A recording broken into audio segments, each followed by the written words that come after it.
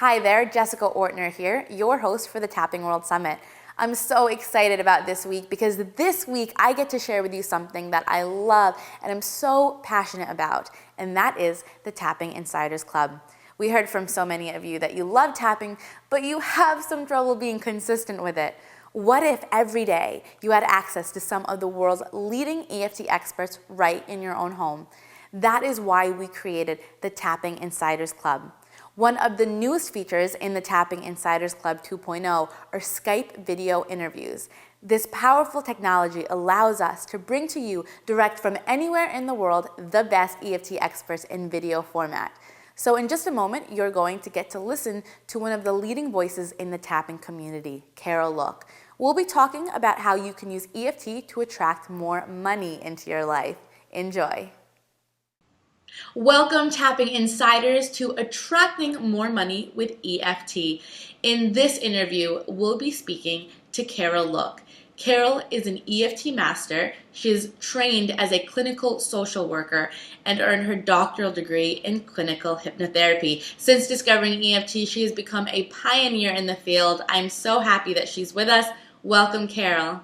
Hi, Jess. Nice to see you. And nice to see you, too. I like this new video format. It's a lot of fun. Yeah. And this is a very fun topic.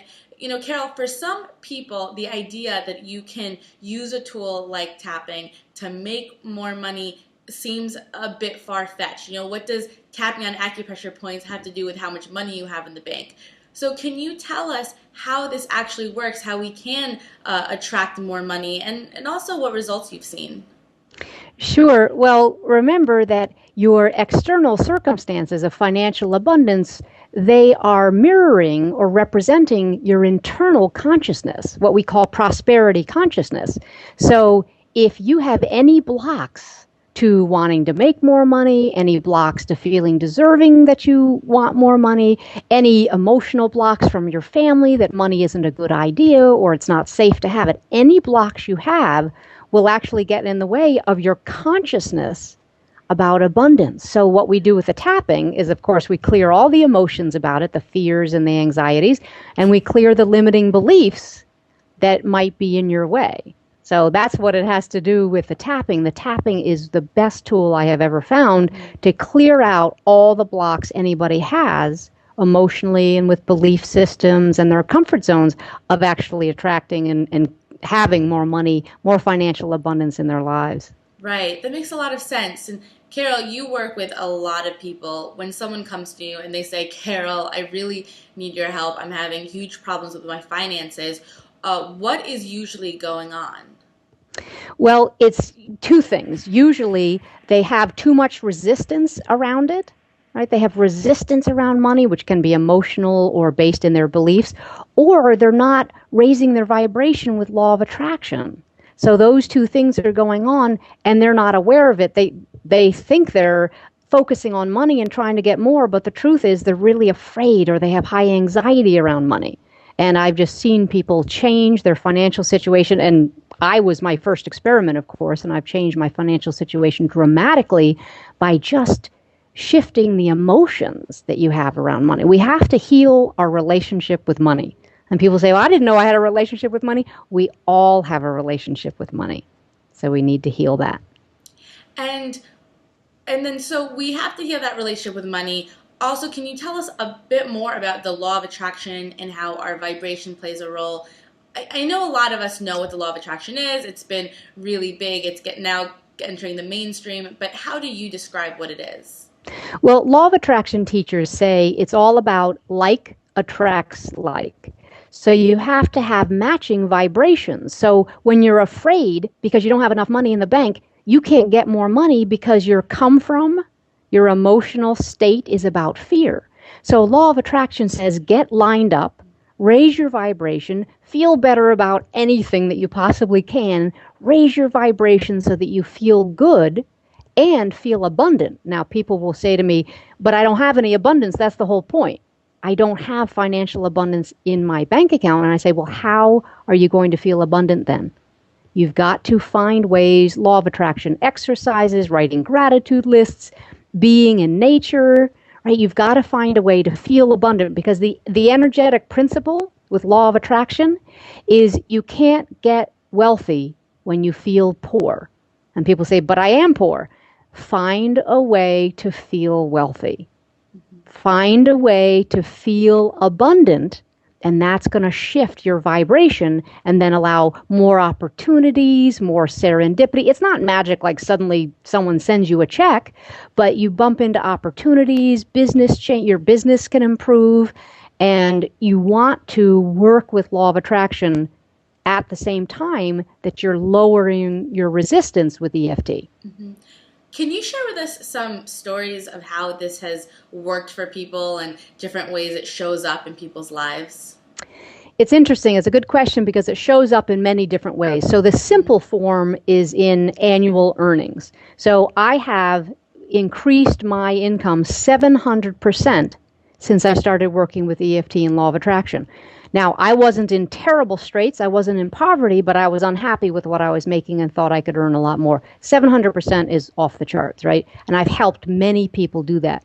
Other things that happen besides just your annual income, people say suddenly their house that's been on the market for years, suddenly it sells the same week that we've done tapping on emotions that are in the way of gaining more money. I've had a person who suddenly sold a boat. Someone who suddenly, it seemed out of the blue, after doing the tapping, suddenly the job interview, they called back, even though they said she wasn't going to get the job, they called back and said, we decided on you after all.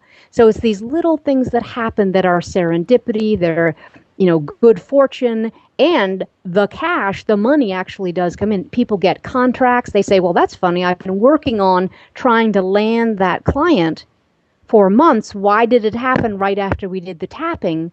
Well, what are we doing with the tapping? We're lowering emotional resistance and blocks to attracting more money. So if you think, Jessica, that you're a $50,000 a year earner, if that's what you say is normal, that fits you, it feels right, I can give you a check for $100,000 and you'll lose it on the way to the bank because you don't feel right. You're not matching it. So that's what happens is we lower the resistance, we lower the anxiety. Lowering anxiety about money alone will help people dramatically improve what comes into their life financially. And people say, no, but I need to be worried about money. I'm doing my law of attraction exercises. I'm focused on money. No. You're focused on the scarcity of money. And that's what people get really mixed up, is the difference between focusing on abundance and, abundance is a vibration and I can tune into it versus I'm focused on money, I'm focused on my bills, I'm focused on my bank account. That's not a good place to be focused, especially if you're unhappy with it. Right. Wow. We are really underestimating the power of our emotions when it comes to our finances. This is really important information to hear. So you've taught us two different concepts. The first thing to do is we need to clear the resistance. The second thing we do is we really need to be proactive of getting ourselves in that state of abundance. Let's focus on clearing the resistance. Can you tell us a little bit more about the energetic principles behind this, and also how we can get clear on what our resistance really is? Well, remember that resistance is anything that blocks, right? Smooth flow of energy. That's what the tapping is anyway. We're tapping into the meridian system in the body for a smooth flow of energy. Resistance is your yes buts. So if I say, Jessica, I'm going to hand you a check, or you can earn $200,000, and you say, yes, but, that's not quite right for me. That's a place where resistance is showing up. What can you tolerate?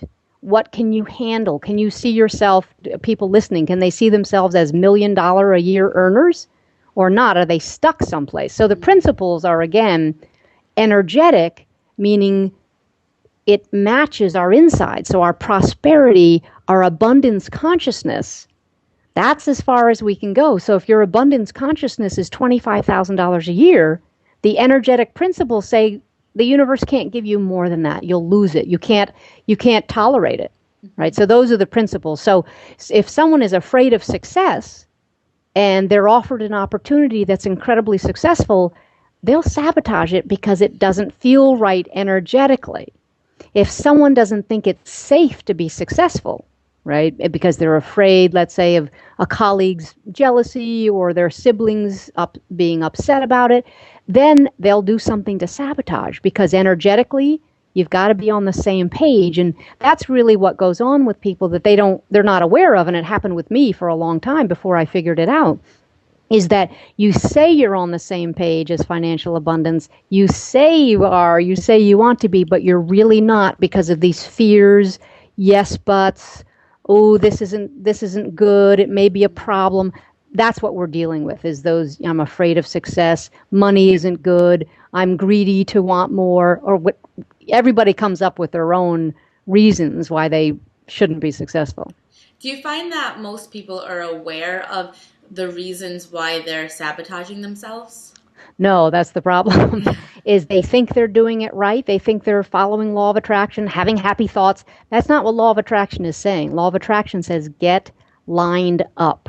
Mm-hmm. Get lined up energetically, and the fastest way to get lined up energetically is to use a tool like EFT to reduce the fear, hurt, guilt, trauma, even traumatic events that happen around money in your family. People have a lot of arguments around money, and they grow up with that. So if your family was arguing about money all the time when you were a child, that's an energy that will get in the way of you being able to track it, because you have an assumption in your mind that money causes trouble.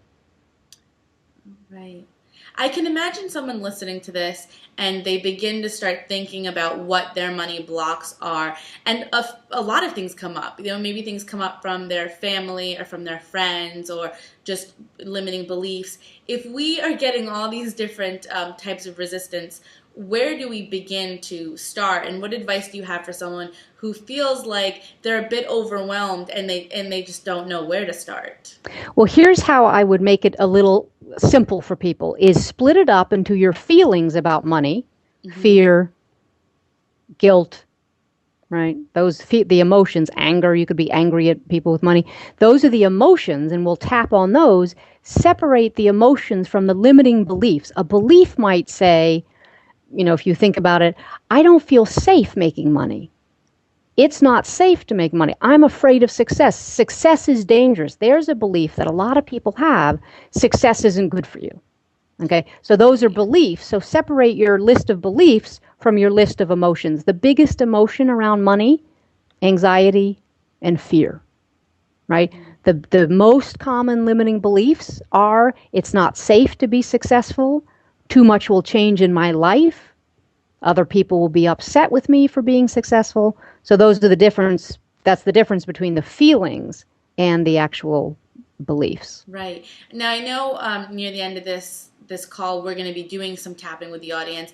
But just for now, if something comes up for someone, how do they take the knowledge and begin to incorporate it with tapping? Because a lot of people get confused on whether they're saying the setup statement right or whether they're focusing on the right thing while they tap. So what advice do you have for people? Okay. Perfect question. So remember, how we do EFT effectively is we choose a target, mm-hmm. devise a setup statement, and tap on the problem that you've named. So choose a target is the first thing everybody needs to do. What's your target? When I think of making money, I feel afraid. When I think of my financial situation right now, I feel anxious. Right there is a target. Mm-hmm. And then you would do the setup statement. Even though I feel anxiety when I think of money, I accept myself anyway. So you need to decide what you're going to work on with the tapping. That's the biggest tip to help people do it right, mm-hmm. and really have a lot of success with it. Right.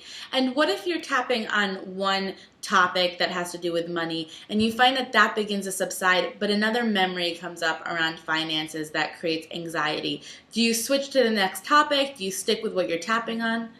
I wouldn't switch to the next topic until you finish tapping on the one you've been working on. Okay. So if you have high anxiety about your bills this month, finish that, get the number down really low, and then if an event or a trauma has come up around the money, that's your next topic. Even though I remember my parents fighting about money and it was scary for me, I deeply and completely accept myself, mm-hmm. right? And then you've got the beliefs. Do you really believe you can double your income? Do you believe you can triple your income? Do you feel worthy? All of those are tappable issues. And remember, what we always say in tapping is you tell the truth. When people say, well, I don't know what to say, you say what's true. So what's true for you? I think money is dangerous. I think money is evil. I think rich people and wealthy people are mean. If that's true to you, then those are the words you use. That's the best rule of thumb with tapping. All right, fantastic. Well, before, you talked about resistance, and then you talked about getting into the positive state to really get ourselves in a good vibration with money. When is it the time to move from the tapping to doing other things that, even positive tapping or getting into those positive affirmations? How do we figure out when we make that switch? When we're doing the tapping? Yes. Well, I would do a couple of rounds on the exact problem, your fear, your guilt, your assumption that being successful is going to be dangerous for you, your fear of standing out, any of those. I would do a couple of rounds until the number comes down. The positive statements don't really work on people until your fear is down low enough. It just doesn't have any place to go. So I would get the number down to at least a 4 or a 3, the number meaning your charge on how upset you are about money or how stressed out you are before you start doing any tapping of positive statements. Now, as far as the law of attraction exercises, every day. This is what I recommend to people in my workshops. Every day, several law of attraction exercises and several rounds of tapping. So a simple law of attraction exercise is to write a list of appreciation about what's in your life. Not just about money, but who's in your life. What good things are going on in your life? And that gets you into the abundant energy, which is good for you no matter what. And then also do tapping on the pebbles in your shoe. What bothers you about wealthy people, or what bothers you about your industry, or what makes you think you can't earn it. Because that's another belief, is people think you can earn it, Jess. I can earn it, but they can't. That's only a belief. Right. It's not factually true. When it comes to tapping for pain relief, it's very easy to see the results. That you can physically feel the pain going down in your body. With money, there's it's not like something instant is happening while you're tapping. So how do you know whether you're doing it right? Good question. By the way, sometimes things are instant. I have had people tapping, and within a couple of minutes, not hours, minutes, their financial situation changes because they get a phone call. I was working with somebody on the phone doing the tapping about his anxiety that his business wasn't selling. And he said, hold on, my cell phone's ringing. And he had to take it because it was his lawyer, and they had a bid on the restaurant business that he was selling. So, and he said, what happened? He said, okay, I'm no longer a skeptic, but explain to me what happened. And I said, your anxiety about it and your urgency and your desperation was blocking the opportunities. And he said, I get it. I will no longer be a skeptic. I totally get it. So all we did was tap on his anxiety, which was an 8, even though I'm worried that this business isn't going to sell. Oh, I'm so worried and everybody's going to be mad at me. We brought it down, and he got the phone call that minute, not 2 hours later, but it does happen within hours as well. So that's a very good question. But the other thing to think about, you are making progress if you feel less stressed out about money. People say, no, but I want the check. I know the checks will come. If you feel less anxious and less stressed out about your financial situation, you're on the right path. I promise you. And people say, but I don't understand. The stress. We've got to reduce the stress, the anxiety, the fear, and the, you can call it resistance, or you can call it just tension in your body about this topic of money. So if all you do is reduce the tension in your body when you think about money, or think about your bills, or think about something that's coming up, you're going in the right direction. I promise. That's great. And Carol, can you share with us some questions that we can ask ourselves to get us clear on what to tap on and where our resistance is? Sure. A lot of people come to me and they say they want to earn $1 million, or they want to triple their business, or whatever. And I say, well, what's the downside of success? And they go, oh, haven't said that out loud before. Very good question. Ask yourself, what is the downside of getting what you want? So if you want your book published, if you want your clientele to double, if you want sales to triple in 2011, whatever it is, ask yourself, what's the downside of getting what you want? And see if you've got to be able to answer it. Take your time. Or what's the upside of staying the way you are? That's an incredibly powerful motivation, I'm afraid, that we all have, is we don't want things to change. We say we want something to be different, but we really don't want it to be because we're afraid, and we'd rather things stay the same. So we stay in our position and we complain about it, and it just feels more comfortable than making changes. So what's the downside of getting the success you want? What's the upside of staying the way you are? How does it serve you is a very good question. How does it serve you to not have arrived yet at where you want to be financially? Is that serving you in any way? Does it help you with your friends, your colleagues, your family? Again, does it keep the anxiety lower because you're not being stretched in your profession or stretched financially or in some way, not being asked to change? So always look at that. You could even say out loud, I'm afraid to change with my success, and see if you get a charge in your body. Does that bother you? Right. Does that get to you? What about someone who feels really resistant to that question because the thought that they're responsible for something like a bankruptcy or a foreclosure, there's a lot of emotions there. So do you ever find that you ask someone these type of questions and there's a lot of resistance to even answer them because they feel like, well, how they don't want to go to that place where they're blaming themselves for an unfortunate situation? Yeah, it's not about blame. It's about taking responsibility and changing your energy.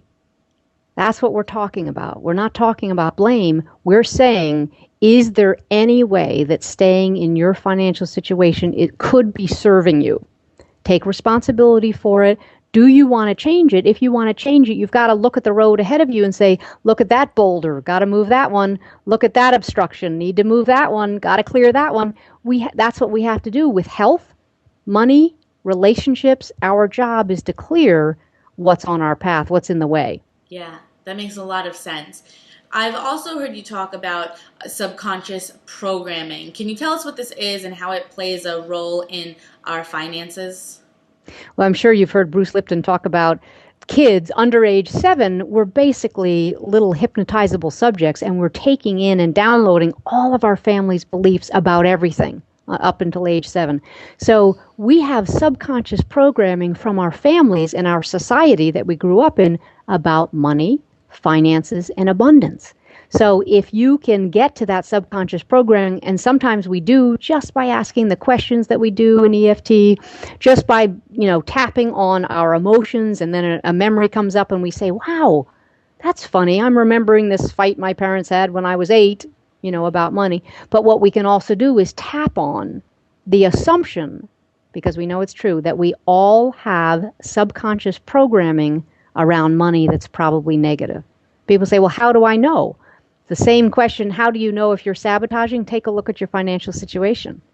Is it where you want it to be? Because if it's not, it means that's the data, that's the evidence that you've got blocks, programming, or yes buts that are in your way. And we all have them. We all have them. Everybody listening, there's not a single person who doesn't have some kind of block or program that says, I'm not supposed to be wealthy, or I'm not supposed to have it, or it's not good for me, or something along those lines. Do you find that people use tapping to get to the next level of financial abundance? Absolutely. So if they're making $50,000 a year and that's their comfort zone or their ceiling, they tap until they're comfortable with $75,000. They can do it in $20,000 or $25,000 increments. Some people only do it in $10,000 increments, which is wonderful, right? If you say a number, if I say to you or say to someone listening, say out loud, I want to earn $250,000 a year, and it gets them all scared because they say, oh my gosh, that's way out of my comfort zone. That's a charge, an energetic charge that we can tap on until it feels, oh, no problem. I can do that. So it's a very effective way to use the tapping is change your comfort zone. That's how I did it with myself at first. I kept tapping until I could bump up the comfort zones and the levels of income that I was making. Right. Well, I would love to go into some tapping and have everyone tap along with us. So Good. where would you like to start? I mean, we've talked about so many different angles that we can take when it comes to tapping and finances. I think the best way to start is the fear. Okay, the fear and anxiety. So everybody listening, think of your current financial situation. How anxious do you feel? 0 to 10. That's what we always do is we measure on the 0 to 10 point scale. How anxious do you feel about it? How upset, disturbed, distressed, whatever word you use. Get your number. I recommend that you write it down. Okay? And then tap along, and Jess, you be my echo, and we'll just tap along, and they can tap along with us, okay? All right, great. So the statement is really fear and anxiety about my financial situation, okay? Even though I have this fear about my finances, Even though I have this fear about my finances, I accept who I am and how I feel. I accept who I am and how I feel. Even though I have this fear in my body whenever I think of money, Even though I have this fear in my body every time I think of money, and I think it's blocking more money coming in, and I think it's blocking more money coming in, I deeply and profoundly accept myself. I deeply and profoundly accept myself. Even though I feel anxiety and stress whenever I think of money, Even though I feel anxiety and stress every time I think of money, I choose to feel calm and peaceful. I choose to feel calm and peaceful. And then we tap on the first point, which is the eyebrow point. This anxiety I have about money. This anxiety I have about money. The second point is over here. This anxiety I have when I think about money. This anxiety I have when I think about money. Under the eye, the fear and anxiety in my body. The fear and anxiety in my body. Under the nose, just thinking about money. Just thinking about money. Chin point, makes me feel anxious. Makes me feel anxious. And stressed out. And stressed out. Just thinking about money. Just thinking about money. Makes me anxious and fearful. Makes me anxious and fearful. Under the arm, just thinking about money. Just thinking about money. Makes me feel anxious and fearful. Makes me feel anxious and fearful. Top of the head, just thinking about money. Just thinking about money. Makes me feel anxious and fearful. Makes me feel anxious and fearful. Good. Take a deep breath. And then what you would do is go back and think about the same situation that made you get your original number and check it again. Hopefully it's gone down, and we could do another quick round on the anxiety and the fear and then move to something positive. Now, I've had some people say, well, it's hard to think of my financial situation. I say, good, take money out of your wallet and put it on the table. And they go, ooh, and they get a charge because money has so many emotions involved in it and around it, and from our families and society, and do we have enough, do we not have enough? Just the feelings about the word. You could write down the word money on a piece of paper and look at it, and 9 times out of 10 people will get a charge. And what we're doing with tapping is reducing the anxiety and charge and disruption in our energy system about any topic. That's what we're doing. That's how we clear out the symptoms and clear out the problem. Right. Now, Carol, when it comes to a belief that someone has, like you can't be spiritual and make money, how do you tap on a belief? Do you find that if you just focus on the words that the belief doesn't seem true anymore? Is that how it works? I recommend that you get a number, again, on the 0 to 10 point scale, and how you do it is measure how true that belief feels to you. So if someone says, I'm convinced success is dangerous, or I don't feel safe being successful, how true does that feel? And they might say, it's 100% true. I'm a 10. I don't feel safe with success, or it doesn't feel safe being successful. And what you do is you tap until the number starts to go down, and then you say, well, that doesn't really ring so true to me anymore. I could be successful and feel safe, and that's how you know. But I recommend getting the measurement on the feelings, right? Get the measurement on the emotions, the fear, the guilt, the hurt, the anger, and getting a number on the beliefs. How true does it feel? Right. How accurate does it really feel to you in your energy system that standing out is dangerous? That and people it are really, believing that. Yeah, and it's amazing how those negative beliefs, just talking about them and tapping on these acupressure points, how they just lose the power over you, and you really begin to see that what you once thought was a fact was all along just a belief that doesn't hold true anymore. So that's fantastic. And we did some tapping on fear. I'd like to really go into a long tapping sequence. What would you like to tap on next that you think would be valuable? Let's assume that everyone has blocks to success, right, on any level. People who are making $10 million a year aren't making 20. right? So everybody has a block, no matter how much money you're earning, no matter what shape your business is in, we all have blocks, okay? So what we can do is assume that we have some fears about success or else we'd be there. That's usually about fear. So I'd like to use the statement, I don't feel safe standing out. Okay? So I don't feel safe standing out. Everybody could say that out loud. So imagine and picture your business just going off the charts with that much money and that much success. You will start standing out more. How safe does that feel to you? You might say, boo. The truth is when I say I don't feel safe standing out, it feels totally true. It's a 10. So we want to change that until you feel safe so that you can stand out, get the success, get the abundance, get the clients, whatever represents abundance to you. It doesn't have to be money. There are plenty of people listening who don't want the money as much as they want something else. Right. Okay, so we all say this out loud. I don't feel safe being successful. Yeah, and then you measure, how true does that feel? And a lot of people listening are going to say, it's a 10. What do you mean? Didn't you know it's not safe? They have such a belief that they think it's fact. Right. Okay, so then we tap as usual. Okay.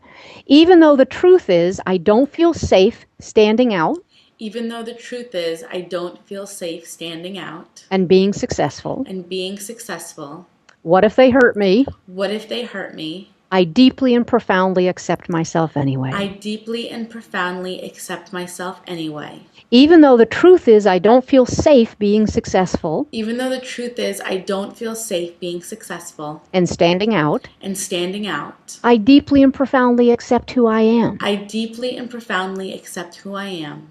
Even though the truth is I don't feel safe standing out and being successful. Even though the truth is I don't feel safe standing out and being successful. I've decided to accept myself anyway. I've decided to accept myself anyway. Which, of course, is a huge shift energetically, and we all want to be saying that, okay? So don't stop the setup statement, everybody, okay? Then you go to the eyebrow, and we're just naming the problem. The truth is I don't feel safe being successful. The truth is I don't feel safe being successful. Side of the eye, I don't feel safe standing out. I don't feel safe standing out. Under the eye, I'm afraid to shine. I'm afraid to shine. Under the nose, if I get the success I want. If I get the success I want. Chin, and I really stand out. And I really stand out. Collarbone, I'm afraid it won't be good for me. I'm afraid it won't be good for me. I don't feel safe. I don't feel safe. Being successful and standing out. Being successful and standing out. I don't feel safe. I don't feel safe. Being successful and standing out. Being successful and standing out. Eyebrow, this fear about standing out. This fear about standing out. This fear about being successful. This fear about being successful. Under the eye, what if I could calm down about it? What if I could calm down about it? Under the nose, what if I could imagine my success? What if I could imagine my success? Chin, and feel safe. And feel safe. Collarbone, and feel relaxed about it. And feel relaxed about it. Under the arm, what if I could imagine my success and feel good? What if I could imagine my success and feel good? That would feel relaxing. That would feel relaxing. And exciting to me. And exciting to me. And let's just go right back to the eyebrow. This remaining fear. This remaining fear. About standing out. About standing out. I've decided to let it go. I've decided to let it go. As I'm tapping right now. As I'm tapping right now. I'm letting go of the fear. I'm letting go of the fear. That it's not safe. That it's not safe. To be successful. To be successful. And I feel better already. And I feel better already. Good. Take a deep breath. So we covered a lot of ground with that one. We did. We covered a lot. That was very powerful. Carol, as people take the knowledge of this interview and they move forward in their lives, what is something that you really hope, out of everything you taught us, that you really hope that people remember? To keep it simple, we need to reduce resistance and raise our vibration. Those are the two things you need to do. You reduce your resistance with EFT, best tool I've ever found in 20 years in the mental health field. Raise your vibration by feeling good, looking at nature, being in nature, writing a gratitude list, writing an appreciation list, doing something that's fun. And none of it has to cost any money whatsoever. right? Right. Play with an animal, have lunch with a friend of yours that you really care about, get on the telephone with someone who loves you, something to raise your vibration. And those two things are free. Lower your resistance with EFT, raise your vibration with a gratitude list or anything else that makes you feel good. Those we can do every single day. All of us, anybody listening has the ability to use those two tools every single day to increase and attract abundance into their lives. Oh, well, that's fantastic. Carol, thank you so much for spending the time with us. Everyone here in the Tapping Insiders Club, we really, really appreciate it. My pleasure, Jess. Thanks.